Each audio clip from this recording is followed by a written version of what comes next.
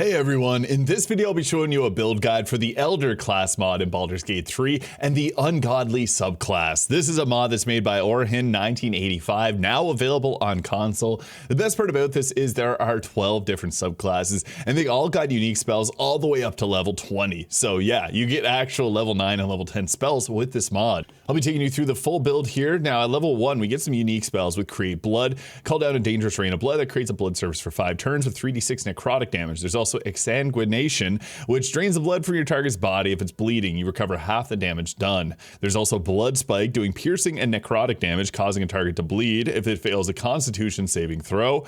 And there's Reinforcement, which you can basically suck up the blood, kind of similar to Bloodsucker from Divinity Original Sin 2, where you get temporary hit points based on the blood surfaces on the ground. Now, you also get a wide variety of different cantrips. Now, there's things like guidance here. If you don't have someone else in your party, you should be the one that uses it. Bone Chill fits thematically, so we're going to take it. It also stops targets from receiving healing. We'll also go with a Mage Hand, so you can throw healing potions. Eldritch Blast, because it's so good. And you can take friends if you're the face of the party. And if you're not, you can go with something like Ray of Frost for some crowd control, because you can just run around, kite enemies with it. Now for our spells, I'd recommend grabbing Find Familiar for the Raven, Shield, as well as Magic Missile. We can also use Mage Armor if we want to use clothing options for armor, because we only get light armor proficiency. You could also grab Sanctuary as a bonus action, be able to, it's just really good. We also get Command and Armor of Agathis. You could also add in Hellish Rebuke or Hex if you prefer those spells, but we really want to have Command. And for our ability score, 16 Dex and Wisdom works best, in my opinion. You could also put it up to 17, use a Hag's Hair, 14 Constitution, although your Dex and Con can swap if you prefer a bit more hit points. And skill proficiencies, take Acrobatics, Survival, and Persuasion.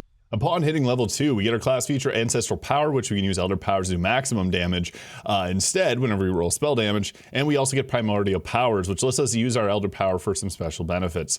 We also continue to choose more spells here, and we prepare them, which is nice, so we don't get overwhelmed with a massive amount of spells. You can grab Thunderwave and Guiding Bolt. We also get Meta Magics here, and if you got mods that add extra ones, you can use those. I like Distance Spell, and Extended Spell is really good because you can actually use Extended Spell to get gear to proc multiple times. And there's also things like Twin Spell here, which are nice because this can actually allow you to hit 2 targets at once. We'll take the following spells there. And upon hitting level 3, we get our Elder Stance, which lets us swap between a pure spellcaster or a war mage, so use that. We also got our subclass feature, Land of Blood. Your attacks and spells create a puddle of blood with a radius of 2 meters under your feet for 2 turns. We also get the Bloody Step here, instantly switch between bloody puddles, and the Hematemesis. Jeez. 3d8 of necrotic damage, unleashing a wave in front of you that causes enemies caught in the area to convulse and vomit blood. Yeah, I don't want to get hit with this one. We also get to take some more Elder spells, Hold Person and Scorching Ray being excellent selections. We also get to take more Meta Magics, Quicken Spell being a great choice. And extra spells bonus action is pretty powerful. We also can take Defense for our fighting style. There is the new Spellblade here. When you hit a creature with a spell or cantrip, your next weapon attack will deal an additional 1d4. Or the Arcanist here will give us bonus to spell save DC +1. Armor class is just way better than those, so we can go with that. But if you like those, take those instead. I guess we should throw on Hold Person and also have Command. I should mention that earlier. Having Sanctuary is nice to protect teammates. Level 4, this gives us a few more Elder spells. We could also, really at this point, we can take Misty Step and Spiritual Weapon for our spells. Our Elder Boosts here. There's just 2 by far best choices here, making the safety pockets here so that our teammates don't get hit with them. And the second bonus action, so good. We also then can take Alert for our first feat. So we go first, that extra bonus action means we get multiple Quicken spells. It becomes crazy. Level 5, this gives us our special spells, Warrior and Archer Hematology, so you target a blood surface to create a blood skeleton. You can create 1 of each and only 1 at a time. You also get Corpse Explosion, love this. Explode a targeted corpse, causing it to impale those around and create a 5 meter blood surface for 5 turns. We also can take another Elder Power cantrip. I like Vicious Mockery, so I'm going to take that. We can get Counterspell, amazing, and Spirit Guardians. This is pretty strong at this point. We also can now take, depending on the stance that we're in, we either after casting a spell, we can do a bonus action cantrip, or we can do after casting a spell, you can do a bonus action attack. I slightly prefer the cantrip, so I'm going with that, but Cast and Strike can be a nice choice as well. Actually, I'm going to take that. It fits on this one. We're going to want to prepare these spells as following. Having Counterspell up at all times is just important to have. Level 6 gives us our subclass feature, Bloodblade. For the cost of 1 Elder Power, you can summon your Bloodblade, which depends on your Elder class level. I'll show you that when we get to combat. We can also take Lightning Bolt and Fireball for our spells, just giving ourselves some more options when it comes to combat, although we do have many spells from this class here, and more now with Eruption, doing a 68 necrotic, aim at a pool of blood and causing it to explode, injuring nearby creatures. Adrenaline Rush, for 10 turns, you and your allies gain Adrenaline Rush that makes you that much more powerful. And I'll show this off during combat. We also get some more Elder powers, Ice Storm being obviously a really nice spell to have, Minor Elementals, and we also get more Elder boosts, which Arcane Charges are pretty effective here. Fast Attack, however, if a creature attacks you, we can attack them first, sometimes taking them out so we don't take damage. And Magic Resilience, advantage on saving throws against spells and other effects. Honestly, pretty solid. You could go with the other choices though, so I'd encourage you to read through them, just not going to in the interest of time. We also can take some more spells here at this level. Average Black Tentacles and greater invisibility, nice crowd control and invisibility, always beneficial. Level 8, we get another feat. I would recommend boosting up our wisdom score here, although you could use really any other feat you prefer. Level 9, this gives us our level 5 spells, which includes Rotting, cause your target's flesh and blood to rot, making them vulnerable to physical damage and a disadvantage when attacking with weapons. This is a wisdom save, requires concentration, but that's pretty good. And Hemorrhage, you cause the blood of your spells within the area to spurt from their bodies, weakening them for 10 turns unless they succeed a wisdom or strength saving throw before the turn ends. We also then get Cone of Cold and Conjure Elemental, 2 very powerful spells, and another meta magic. Now, you could go with something like the Careful spell to protect our teammates. Extended spell is nice because you can, again, double up our equipment too. Subtle spell is good if you end up getting silenced. I'm going to go with the extended spell there. I just think this brings a lot of value to the team. Level 10 gives us another cantrip here. I guess we'll take a guidance here if you haven't taken a previous, or actually minor illusion. We'll also take hold monster and planar binding there. So pretty good options for crowd control. And I would recommend having Cone of Cold on there. Just sometimes there's a lot of targets in a single area you can hit with that.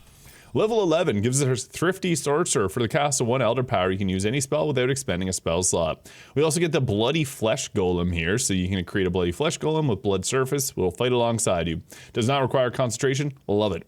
We also get Blood Needle, 78 necrotic, summoning powerful needles from a pool of blood that pierce enemies within an area, causing them to bleed. If the targets are already bleeding, they take an additional 3 to 12 piercing. This is a Constitution save. Pretty effective. We also get level 11 spells, so you can take Chain Lightning, Odaluk's Freezing Sphere, Glove of Invulnerability, Planar Ally. Those are some great choices.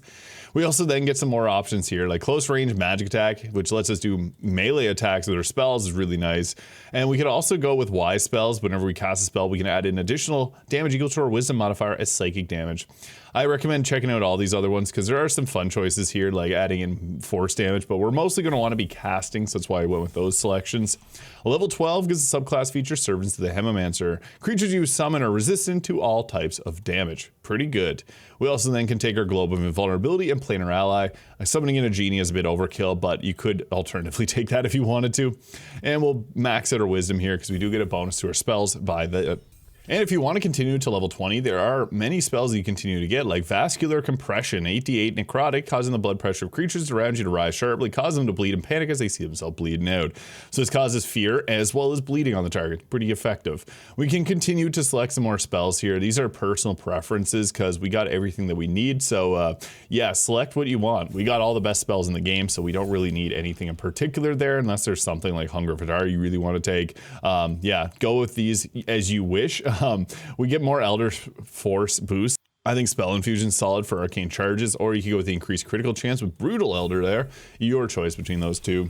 Level 15 will give us another class feature, Hidden Power, giving us, we basically use a hidden power, become immune to a predominant element. Your melee attacks will do additional 1d4 of damage, and a +1 elemental save DC, and spell attack rolls for that element. We also have the Ungodly here, which increases for necrotic damage, and Life Drinker, 88 necrotic. All the corrupted souls you've drunk descend upon your enemies, healing you for a quarter of the damage dealt. Pretty crazy because you can hit multiple targets with it. We can also take, I guess, Guidance there, and continue with like Mirror Image is a fun spell. Knock is another fun spell because Knock can just be used outside of combat. And level 16, again, your personal preference, we're gonna grab random stuff.